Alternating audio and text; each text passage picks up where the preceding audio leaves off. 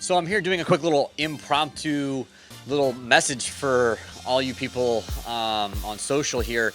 And one thing I've been really preaching to my real estate agents that I hope that they're taking my advice on, and some of them have been. I'm just going to reiterate this now, not calling anybody out by names, but the thing is that every single real estate agent out there is posting the exact same content. So what makes your potential client or potential clients hire you versus the 45,000 other real estate agents that are in the Hillsborough, Pinellas, Pasco, Manatee, wherever, this entire Tampa Bay area, right? What's the differentiator, right? And you posting a picture or a boomerang or whatever you want to do at the title company, yay!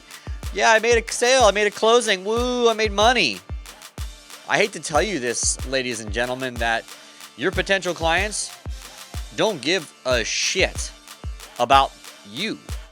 They care about themselves and how are you going to help them.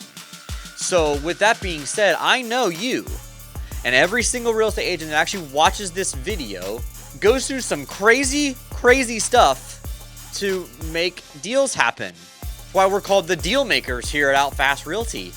And so the thing is like there are appraisal issues, there are inspection issues, there are the investor or the builder or the seller doesn't want to make repairs, so you're going to have to do credits, or you're just going to tell your buyer to suck it up, right? But there's also really bad lenders. So one of our agents is dealing with a really bad lender. She's the listing agent, and the buyer's agent's lender is just atrocious. What you guys aren't talking about on your stories or on your posts or on your stuff on Instagram or whatever medium you're using, you're not telling the story. You're making it all seem like it's fucking sunshine and rainbows. It's not sunshine and rainbows. This business is freaking hard. You guys earn that commission.